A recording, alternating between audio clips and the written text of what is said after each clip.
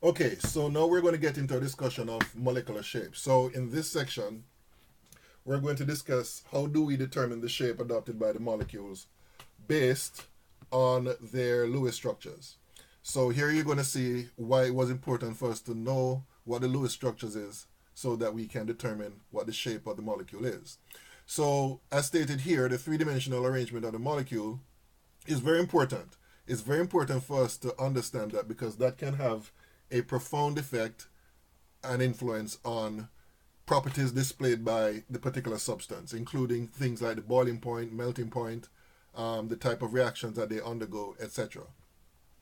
So these are just some examples of simple molecules and their shapes.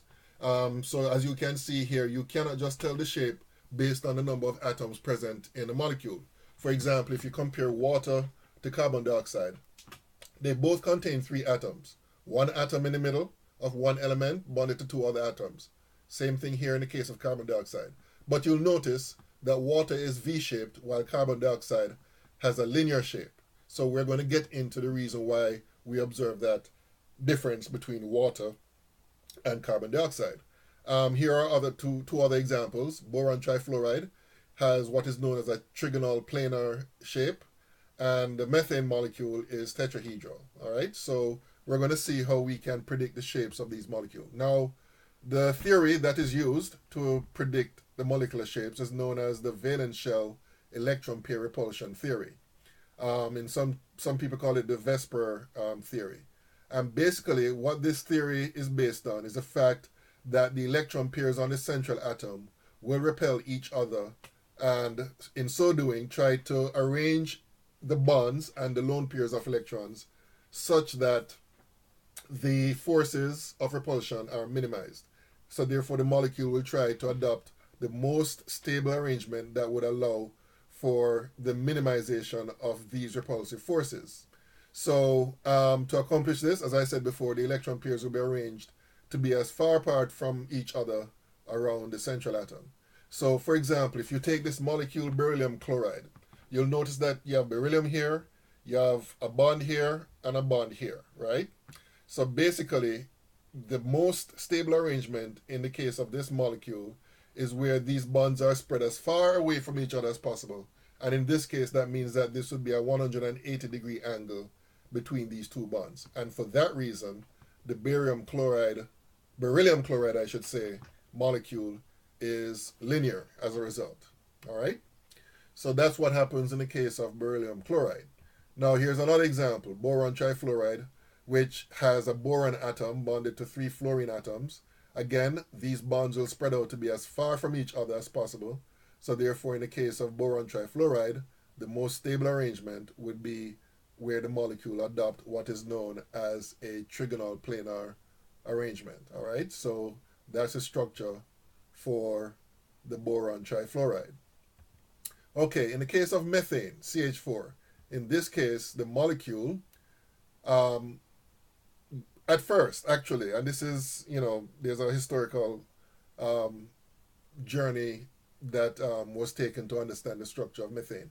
At first, it was thought that methane had a 90-degree angle between the bonds. So basically, it was thought that the methane molecule is a square planar arrangement, right? Um, it's a long story, but basically, experimental results have shown that this is not the case.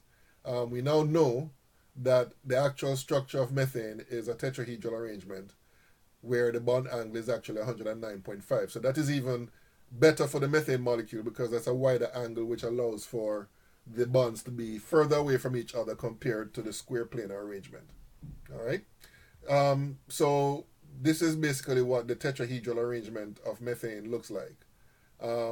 These are just different representations. Um, this is the ball and stick model. And carbon tetrachloride basically has the same arrangement. The only difference between carbon tetrachloride and methane is that the hydrogens are replaced by the chlorines. All right. Okay, so basically those are the shapes that we're concerned with as far as those molecules are concerned. Now let's look at this example of ammonia. I think we looked at the structure of ammonia. If we didn't, well, this is the Lewis structure of ammonia. And you'll notice that the nitrogen has 4 electron pairs around it. The pair which is not involved here, right? We call that a non-bonding pair or a lone pair of electrons, while the other pairs of electrons are called bonding pairs, right? Now, in terms of the arrangement of the electrons, their arrangement would be tetrahedral, all right? Just as in the case of methane, which has 4 pairs of electrons around the central carbon atom. However, the difference is that in terms of the shape of the molecule, right? Now, this is showing you basically the electron pair arrangement. But in terms of the shape of the molecule, which is determined by the atoms, the shape would be called pyramidal.